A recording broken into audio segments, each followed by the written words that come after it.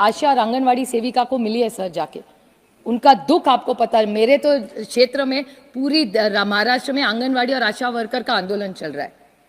वो पगार बढ़ाना मांग रही है सर, 4,000, 5,000, 10,000 भी उनको पैसा नहीं है। तो अगर आप महिलाओं के लिए कुछ करना चाहते हैं तो हमारी आंगनवाड़ी और आशा वर्कर का पगार बढ़ाइए, परमानेंट करिए और उनको पेंशन भी दीजिए। इसके बारे में सोचिए अगर आप सचमुच महिलाओं को।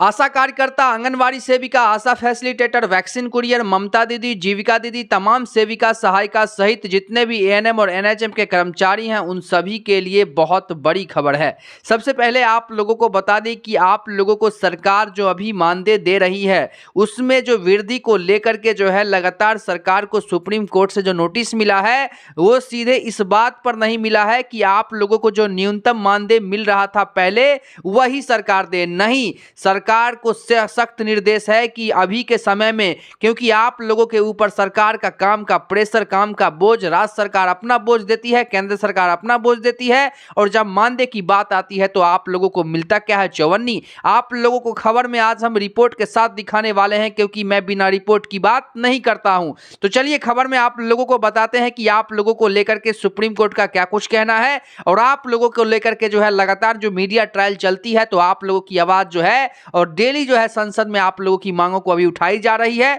क्योंकि चुनाव नजदीक है और चुनाव से पहले आप लोगों का काम हो जाए, इसको लेकर के जो है जीतोड़ मेहनत हम लोग जो करते हैं वो एकदम सराहनीय है। तो चलिए खबर में आप लोगों को आगे बताते हैं। सबसे पहले आप लोगों को बता दें कि जितने भी आशा कार्यकर्ता, आंगनवाड़ी सेविका, आशा फैसिलिटेटर, वैक्सीन कुरियर, ममता दीदी, जीविका दीदी, तमाम सेविका सहायिका सहित जितने भी एएनएम और एनएचएम के कर्मचारी हैं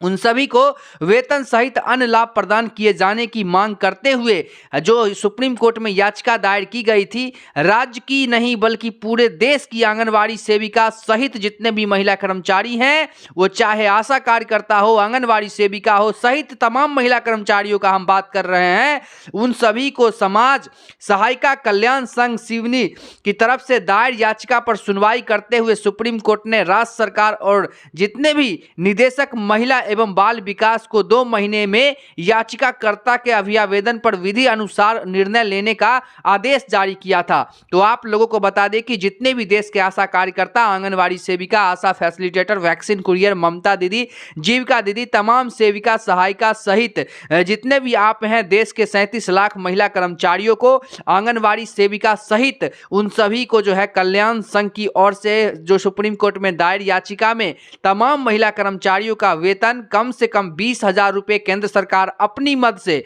मतलब जो केंद्र सरकार 60% आप लोगों को देती है अपने मद से, वो 20,000 रुपए दे, और जितने भी कर्मचारी हैं उन सभी को जाने की जो है मांग करते हुए केंद्र व राज्य सरकार का अभियावेदन दिया था। इस अभियावेदन में वेतन वृद्धि, बीमा, पेंशन, ग्रेचुइटी और अन्य लाभ प्रदान किए जाने की मांग भी की गई थी। तो लगातार आप लोगों को बता दें कि इस याचिका में कहा गया था कि उनके अभियावेदन पर केंद्र व राज्य सरकार दोनों जो है द्वारा कोई निर्णय नहीं लिया गया था, जिसको लेकर के सुप्रीम कोर्ट ने उन दोनों को जो है नोटिस भेजा है कि अपने मद से याचिका की सुनवाई करते हुए सुप्रीम कोर्ट की एकल पीठ को बताया गया कि केंद्र सरकार द्वारा कुपोषण के खिलाफ बनाई गई समेकित बाल विकास योजना के तहत साल 1975 में महिला एवं बाल विकास मंत्रालय गठित किया गया था। इस योजना के तहत ग्रामीण, शहर तथा महानगरों में जितने भी आशा कार्यकर्ता, आंगनवाड़ी सेविका, आशा फैसिलिटेटर सहित जितने भी महिला कर्मचारी हैं वो अपना केंद्र स्थापित किए गए थे। इन आंगनवाड़ी सहित जितने भी महिला कर्मचारी हैं उन सभी को एक कार्यकर्ता और एक सहायिका की नियुक्ति की गई थी, जिनके मानदेय की 60% राशि केंद्र सरकार तथा 40% राज्य सरकार प्रदान करती है। मौजूदा समय में केंद्र सरकार जो अपने अंशदान के तौर पर आप लोगों को 10,000 रुपये, वहीं सरकार आप लोगों को 40% के तहत 6,000 रुपया इंक्लूडिंग उसमें आप लोगों की जो है कमीशन और आप लोगों की जो भी इंसेंटिव बनती है वो जोड़ करके देने को कहा गया था, जिसके अनुसार जो है आप लोगों को 18,000 रुपये जो है देने की बात कही गई, लेकिन उसको अस्वीकार करते हुए केंद्र सरकार के तरफ से आप लोगों को 20,000 रुपये की राशि और जो राज्य सरकार है उनके तरफ से आप लोगों को 6,000 रुपये इंसेंटिव और आप लोगों के इंक्लूडिंग वो करके कम से कम 26,000 से 28,000 रुपया रुपया देने का काम करे, इसको लेकर के जो है सुप्रीम कोर्ट ने याचिका जो है उस पे जो है नोटिस भी भेजा है। बता दें कि याचिका में दलील दी गई है कि जितने भी आंगनवाड़ी सेविकाओं के साथ साथ महिला कर्मचारी हैं वो लगातार 12 घंटे काम लिया जाता है, लेकिन सरकार आंगनवाड़ी को अल्पकर्मी मानते हुए और तमाम महिला कर्मचारियों को भी सरकार प्रताड़ना को झेलना पड़ता है, वे मात्र 4 घंटे के हिसाब से भुगतान कर रही है। जबकि आंगनवाड़ी सहित जितने भी महिला कर्मचारी हैं, जो वर्करों हैं, अपने विभाग के कार्यों के अतिरिक्त उनसे सरकारी योजनाएं के प्रचार प्रसार, चुनाव ड्यूटी व अन्य शासकीय कार्य किए जाते हैं। जब इतना काम करने के बाद भी आप लोगों को सरकार क्या देती है, तो मात्र 4 घंटे से जोड़ करके देती है। बता दें कि जबकि तमाम महिला कर्मचारी पर अपने विभागीय कार्यों में महिला के गर्भ में बच्चा आने के बाद से लेकर उनकी डिलीवरी करवाने, 5 साल तक बच्चों का पालन पोषण करने, उनके शिक्षित करने तथा 12 साल तक किशोरियों की जागरूक करने का कार्य पहल से ही दायित्व है। भारतीय संविधान के अनुच्छेद 123 और मजदूरी अधिनियम के विपरीत आंगनवाड़ी को कम वेतन दिया जा रहा है, जिसको लेकर के जो है तमाम महिला कर्मचारियों को जो कम वेतन दिया जा रहा है, इसको लेकर के सुप्रीम कोर्ट अब टाइट हो चुकी है। सुप्रीम कोर्ट ने साफ तौर पे कहा है, याचिकाकर्ता की तारीफ से जो है अधिवक्ता बाल किशन चौधरी और जितने भी कर्मचारी थे उनके तहत जो इस संघ के जो बड़े बड़े अधिकारी हैं इस केस के पैरवी की है। राज्य की जो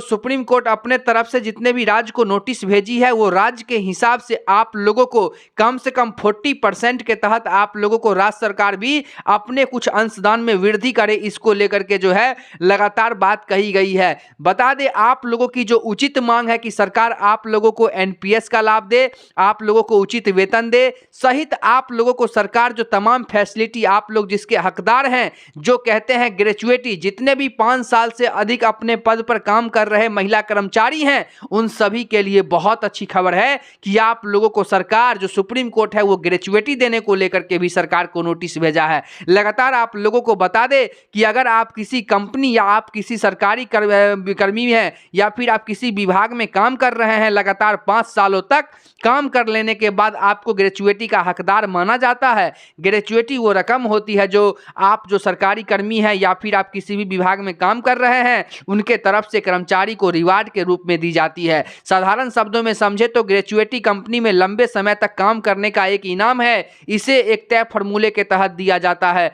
हालांकि अगर कंपनी चाहे तो तय फॉर्मूले से ज़्यादा अमाउंट भी कर्मचारी को दे सकती है। ग्रेजुएटी का छोटा हिस्सा कर्मचारी की सैलरी से कटता है, लेकिन बड़ा हिस्सा कंपनी की तरफ से या फिर विभाग के तरफ से दिया जाता है। ग्रेजुएटी का पैसा नौकरी छोड़ने पर या रिटायरमेंट के समय पर दिया जाता है। अगर आप भी नौकरी पेशा वाला है तो आप भी ग्रेजुएटी के इस नियम को जरूर जानिए, जिसको लेकर के सुप्रीम कोर्ट ने सभी को आगाह किया कि आप लोग भी इस नियम को जानिए ताकि आप लोग विभाग में इस बात को मांग कर सकते हैं। और लगातार आप लोगों को बता दें कि उचित वेतन कम से कम इस मौजूदा समय में आप लोगों के 26,000 रुपये होने चाहिए। एनपीएस का लाभ मिलना चाहिए, मेडिक्लेम पॉलिसी मिलना चाहिए, एक्सीडेंटल इंश्योरेंस मिलना चाहिए, सप्ताह में आप लोगों को छुट्टी मिलना चाहिए, राष्ट्रीय छुट्टी मिलना चाहिए, भविष्य निधि मिलना चाहिए और आप लोगों को ईएसआई अनुकंपा सहित रिटायरमेंट कम से कम सरकार आप लोगों को 10 लाख रुपए दे।